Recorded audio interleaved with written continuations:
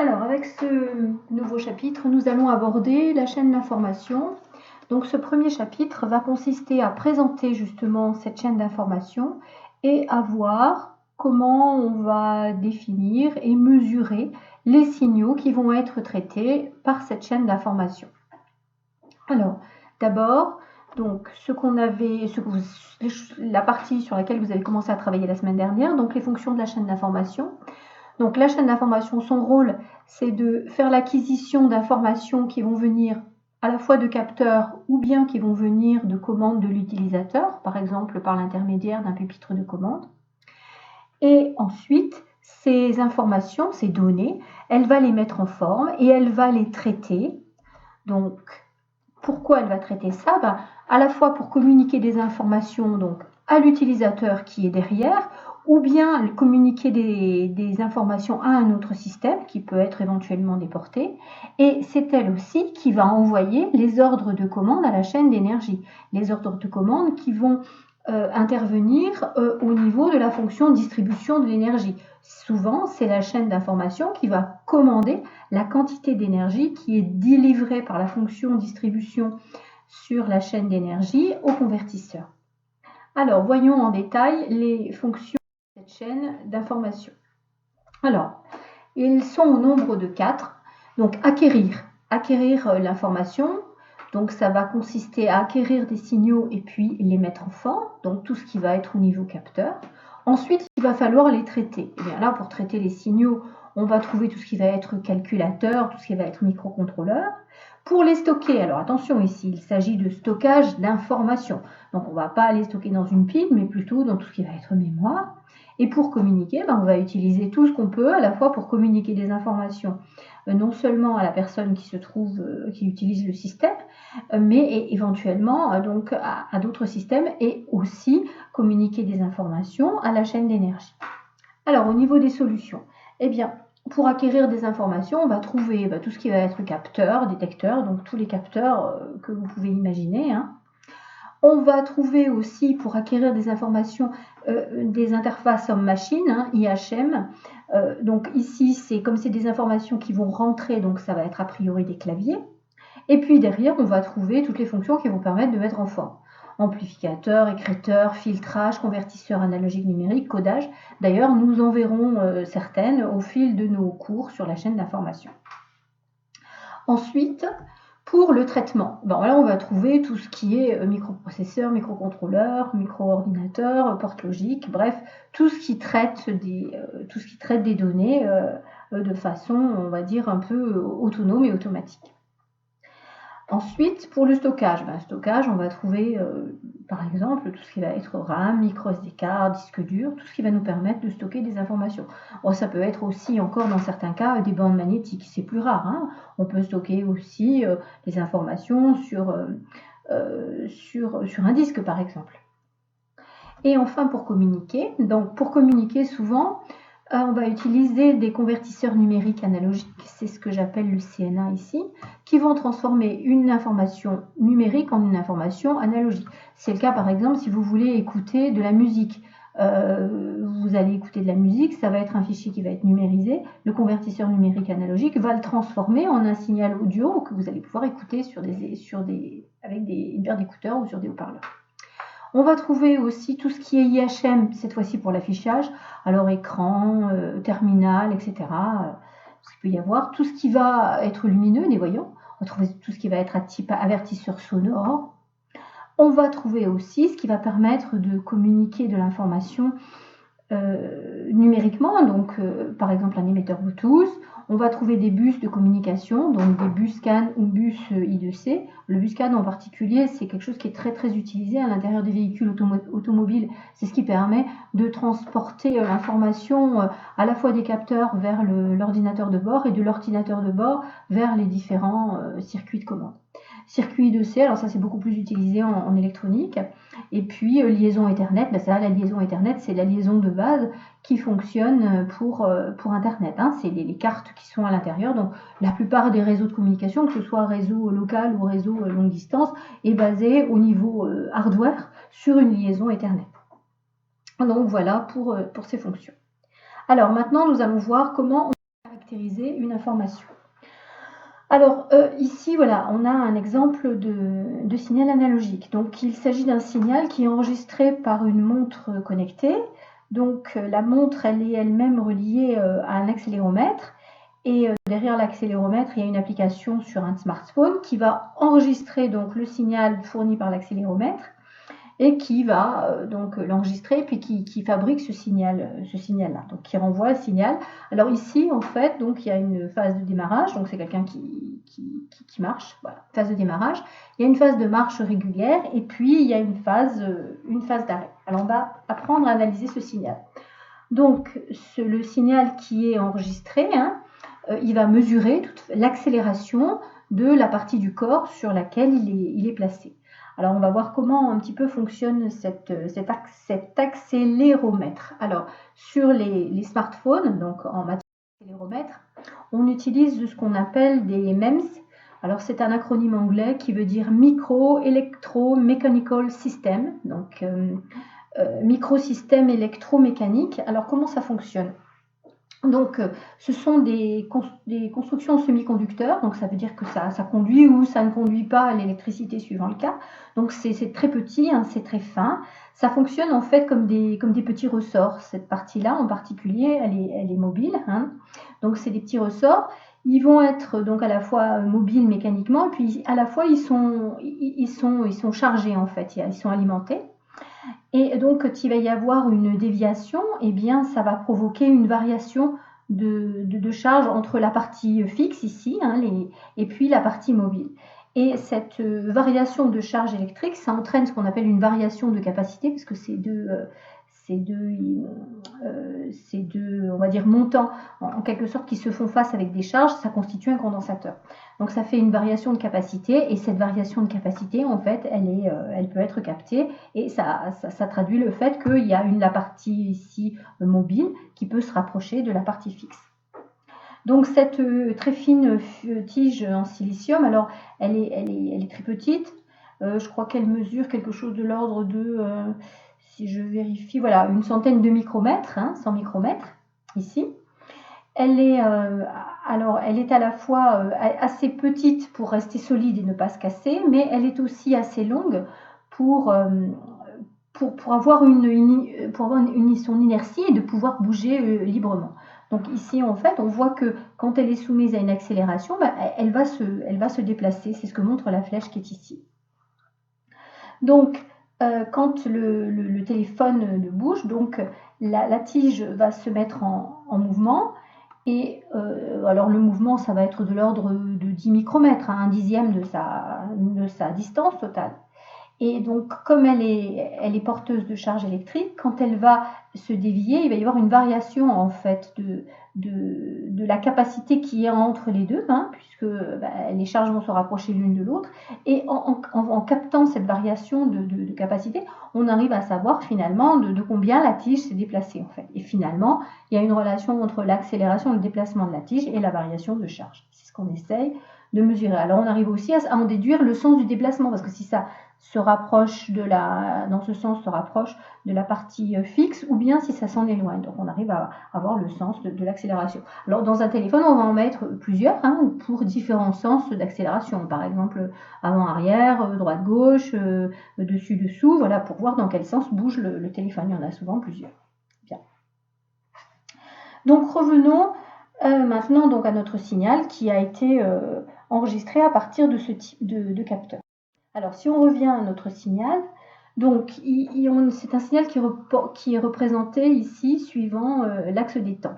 Donc, en abscisse, on a l'axe des temps, et en ordonnée, on a l'amplitude qui a été enregistrée. Ici, je crois que c'est en volts ou en millivolts. Bon, en tout cas, l'unité n'est pas clairement indiquée, mais c'est une unité de tension, je pense. Donc, ici, donc, sur l'ordonnée, on a l'amplitude finalement. On a l'amplitude du déplacement d'ailleurs. On voit les variations dues à la marche en fait. Les variations d'accélération dues à la marche.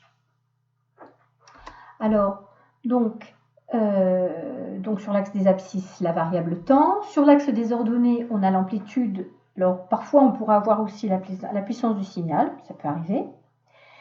Et on voit que, en fait, ici, il s'agit d'un signal analogique parce que les valeurs peuvent prendre, enfin, la grandeur qu'on étudie peut prendre une infinité de valeurs différentes. Donc, c'est une variation qui va être continue. Alors ici, l'information utile est portée par la périodicité. On voit clairement qu'il apparaît une certaine périodicité, et puis par l'amplitude du signal. Quelquefois, l'information utile est portée sur la fréquence du signal.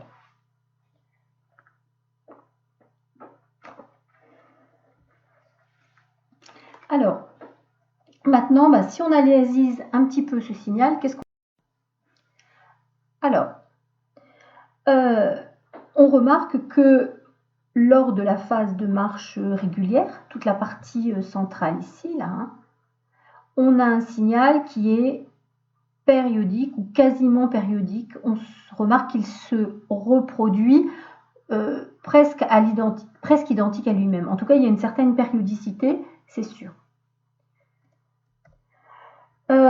Si on compte le nombre de cycles qu'il y a dans cette phase de marche, on en compte une dizaine. Donc environ, ça veut dire 10 périodes.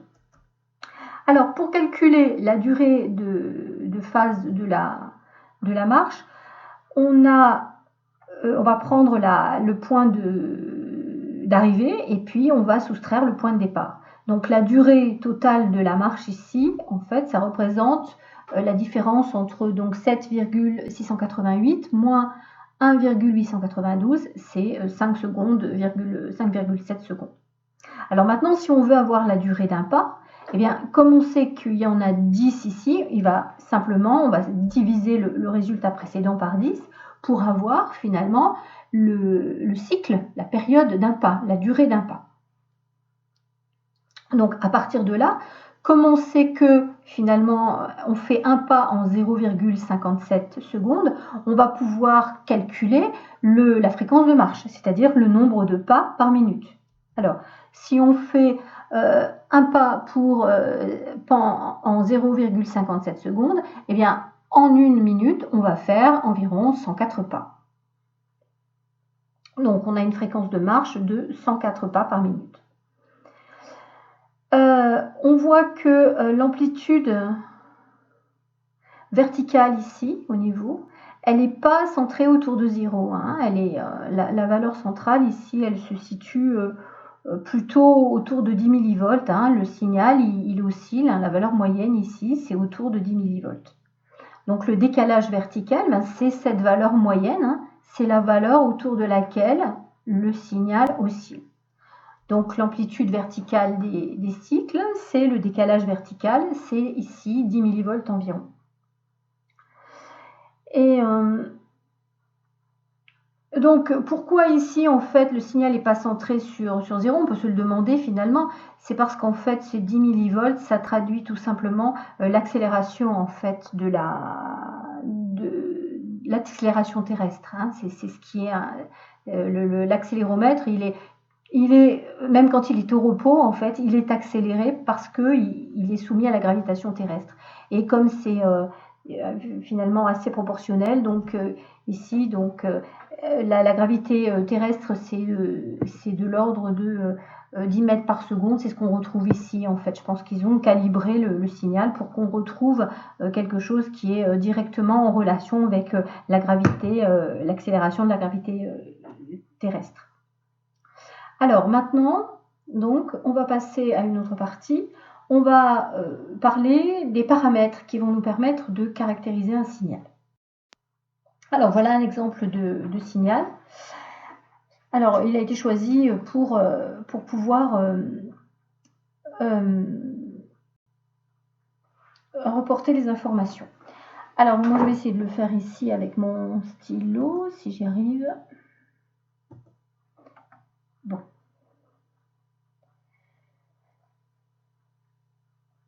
Alors,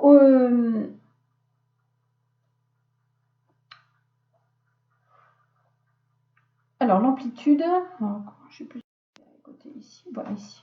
Allez, on va le faire là-dessus. Alors, où est l'amplitude du signal? Eh bien, l'amplitude, c'est la valeur, ce qu'on entend par amplitude, c'est la valeur du signal à un instant T. Donc ici, l'amplitude, eh bien, elle varie au cours du temps, voilà, en fonction du moment, de l'instant que l'on considère, l'amplitude ne va pas être la même. Donc on la note comme étant une fonction de t, v de t, c'est la valeur du signal à un instant t, c'est une fonction du temps. Elle varie dans le temps. Cette amplitude, comme elle varie dans le temps, on va utiliser certains paramètres pour la caractériser. Alors, on va avoir ici l'amplitude maximum, c'est la valeur max qu'elle peut prendre, donc elle est représentée ici. L'amplitude maximale, elle est notée ici, c'est Vmax. Voilà, l'amplitude maximale, on la retrouve ici, on la retrouve ici. Ensuite, l'amplitude minimale, elle est ici, c'est Vmin, à cet endroit-là. Donc c'est l'amplitude minimale prise par le signal. Donc on sait que le signal V de t, il est compris entre Vmin et Vmax. Vmin, sa valeur minimale, Vmax, sa valeur maximale. Sa valeur moyenne, on la note V moyen, elle est représentée ici. Alors comment on calcule la valeur moyenne? Tout simplement en calculant la valeur moyenne, c'est la valeur telle que tout ce qui est assuré dans un sens ici, au-dessus de la courbe, et tout ce qui est assuré en dessous, ça représente des aires équivalentes. Donc la valeur moyenne, elle se situe à l'endroit ici, à la position Y, telle que les aires assurées dans ce sens-là ici et celles assurées dans le sens contraire, en dessous de la valeur moyenne, elles s'équilibrent parfaitement. Si je les ajoute, enfin celles-là elles sont comptées positivement, celles qui sont dessous elles sont comptées négativement, si je les ajoute toutes les deux, bien elles s'annulent. Donc c'est la définition de la position de la valeur moyenne. Alors, maintenant, ce qu'on appelle la valeur efficace. Alors, avec la valeur efficace, c'est une notion importante parce que comme c'est un signal qui varie tout le temps, on aime bien se ramener à quelque chose de constant. Donc, la valeur efficace, c'est la valeur continue correspondante qui aurait la même efficacité d'un point de vue énergétique que ce signal. Donc, la valeur efficace, c'est ici, elle est représentée, voilà, ce niveau. Donc finalement, ce signal variable, il a la même efficacité, contient la même quantité d'énergie que le signal efficace qui serait continu et qui aurait ce niveau. Alors maintenant, ce qu'on appelle l'amplitude crête à crête, on la note ici, donc soit VCC ou VPP, ça dépend, crête-crête ou PP, je ne me rappelle plus ce que ça veut dire. Donc c'est l'amplitude, en fait c'est Vmax moins Vmin, c'est l'amplitude crête à crête du signal.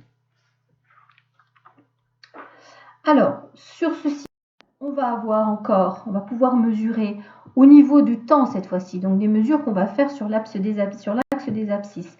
Donc la période T, c'est la durée au bout de laquelle le signal se répète identique à lui-même. Donc ici, voilà, j'en vais retrouver le même motif au bout d'un instant T. C'est la définition de la période. Donc T, elle est notée, la période est notée ici. Maintenant, la fréquence du signal, bien, c'est l'inverse de la période. Donc la fréquence, elle se calcule comme étant 1 sur T. Et ce qu'on appelle aussi le rapport cyclique, c'est la durée pendant laquelle le signal est à l'état O divisé par la durée de la période. Donc, pour calculer le rapport cyclique, on mesure cette durée ici qui va de ce point à ce point, cette durée qui va de ce point à ce point, on les ajoute et on les divise par la valeur de la période. Le rapport cyclique, il est noté alpha. Et on remarque ici que la durée du signal au-dessus de la valeur moyenne est égale à la moitié de la période. Donc le rapport cyclique ici, il est égal à 0,5 en fait, 50%. Ça veut dire qu'il y a autant de signal au-dessus que de signal au-dessous de la valeur moyenne. Donc voilà ici les différents paramètres, les principaux paramètres qui sont mesurés sur les signaux. Il faut retenir ces définitions qui ne sont pas très compliquées. Maintenant, nous allons attaquer la troisième partie. Nous allons voir les différents types de signaux. Il y a 3 types de signaux. Alors, premier type de signal, le signal analogique. C'est ce qu'on a vu précédemment avec l'accéléromètre. C'est un signal qui varie de manière continue dans le temps. Voilà un exemple ici, je crois que c'est un exemple de son de chant de baleine qui a été enregistré. Typiquement, les signaux audio sont des signaux analogiques. Ce signal, tout signal analogique, va pouvoir être analysé fréquentiellement et décomposé en une somme de fréquences. Alors ce signal ici, qui est ici, à gauche, eh bien, il contient en fait, on va dire 4 sinusoïdes d'importance principale. Ici, une à 50 Hz et puis 2 autres autour, qui constituent sa composition. Ça veut dire que ce signal qui est là, eh bien, on peut lui ajouter une sinusoïde de cette puissance à cette fréquence de 50 Hz, plus une autre sinusoïde ici, ça doit être de l'ordre de 70 à peu près, je pense, 70, avec une puissance plus faible, plus une sinusoïde ici à peu près à 40, 35, 40 Hz, plus une autre ici. Donc il est composé en fait d'une somme de sinusoïdes. Et la représentation spectrale qui est ici nous permet d'avoir une idée de la manière dont est composé ce signal. La musique par exemple est souvent composée comme ça, de fréquences qui sont bien séparées les unes des autres, harmonieuses entre elles en fait. À l'inverse d'un bruit, un bruit au niveau par exemple un bruit de vent, ça aurait ici une forme qui serait répartie plutôt comme ça, répartie sur toutes les fréquences. Alors donc on va noter que tout signal peut être décomposé en une somme plus ou moins longue de sinusoïdes. Donc sur le nôtre ici, on en a à peu près 4, puis un petit bout ici, on va dire 5, qui représentent les fréquences qui composent le signal. Donc voilà ce que je vous disais, un extrait de chant de baleine, il contient une composante principale proche de 50 Hz et 3 composantes secondaires autour. Voilà. Puis il y en a quelques-unes là de moindre importance qui suivent derrière. Alors, après les signaux analogiques, on va voir ce qu'on appelle les signaux logiques. Alors, un signal logique, ici, vous en avez 3 exemples. Donc, un signal logique, c'est un signal qui ne va prendre que 2 valeurs. Alors, par exemple, ici, les 2 valeurs possibles, c'est 3,3 volts ou 0. Ici, on ne sait pas, c'est 0 volts ou on l'a appelé UV. Et ici, c'est 2 valeurs, l'une positive ou l'une négative. UB ou moins UB, le signal donc de toute façon ne prend que 2 valeurs possibles. Du fait qu'il ne prend que 2 valeurs possibles, eh bien en fait on l'appelle signal logique parce qu'à chacun des niveaux des valeurs du signal, on va associer une valeur en logique binaire qui va être soit 0, soit 1. Donc on prend une convention, par exemple ici on a choisi que quand le signal valait 0 volts, c'était équivalent à 0, et quand il vaut 3,3 volts, c'est équivalent à un 1 logique. Donc notre signal logique ne peut prendre que 2 valeurs, comme les 2 valeurs possibles d'un signal de logique binaire, comme d'un signal numérique à l'intérieur d'un ordinateur.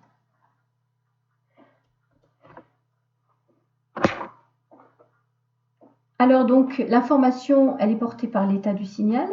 On a 2 valeurs, une valeur basse ou une valeur haute. On associe la valeur basse à un 0 binaire et la valeur haute à un 1 binaire. On a 2 valeurs possibles, c'est pour ça qu'on parle de signal logique.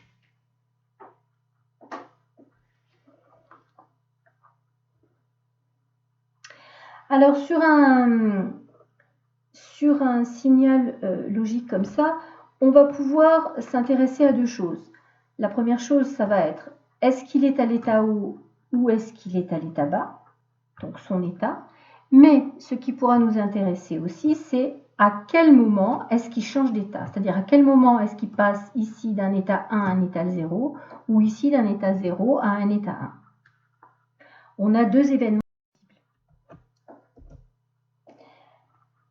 Donc le front montant, ça va être le passage de l'état bas à l'état haut, et le front descendant, le passage de l'état haut à l'état bas. Alors quelquefois, on associe donc le niveau logique en fonction de la tension, mais on associe aussi des niveaux logiques par le passage. On peut aussi dire, ici on va avoir un 1, mettons, parce qu'on passe de 0 à 1, et là on va avoir un signal 0 à partir de cet instant-là, parce qu'on passe de 1 à 0. Alors après le signal analogique, après le signal logique, on va voir maintenant le signal numérique. Oui, donc la détection du changement d'état dans les commandes de système. Alors maintenant, donc le signal numérique. Alors le signal numérique, lui, c'est un signal qui va pouvoir, qui va prendre un nombre fini de valeurs. Voilà, ici. Donc un nombre fini de valeurs qui vont varier de façon discrète, discontinue dans le temps. Donc on va avoir un ensemble d'échantillons, une séquence de nombres, ici, d'échantillons numériques, qui sont codés en binaire et qui vont varier au cours du temps. Alors on va noter, donc le signal numérique, c'est un signal qui varie de façon discrète dans le temps. Et c'est une séquence de nombres qu'on appelle des échantillons numériques qui sont codés en binaire, c'est-à-dire par une séquence de 0 et de 1. Ici, on voit que on a dessous en violet représenté un signal analogique. On remarque qu'il peut prendre une infinité de valeurs. Et ce signal ici, il est traduit en signal numérique, donc qui prend un nombre de valeurs fini. C'est-à-dire que, par exemple, tant que le signal est inférieur à, ici, sur cette durée-là, on prend la valeur qu'il a ici. Ici, on prend voilà, la valeur qu'il a à cet instant-là. Ici, on prend la valeur qu'il a ici pour déterminer la valeur de l'échantillon. Donc, pour passer de ces signaux analogiques aux signaux numériques et l'inverse, on va utiliser les convertisseurs. Donc, pour passer du signal violet au signal rouge, on utilise un convertisseur analogique numérique. Donc, c'est le cas, par exemple, la musique qui est convertie avec un convertisseur analogique numérique en échantillon numérique qu'on va compresser après, par exemple, pour faire du MP3. Et à l'inverse, quand on veut écouter la musique, eh bien, on va utiliser un convertisseur numérique analogique qui va transformer les échantillons numériques en échantillons analogiques, qui va les décoder pour que le signal puisse être écouté. C'est le cas typiquement de l'audio. Alors dans notre prochain chapitre I2, on verra comment fonctionnent les convertisseurs analogiques numériques. Voilà. Bon, c'est la fin de ce chapitre. La partie donc, qui suit va concerner les exercices.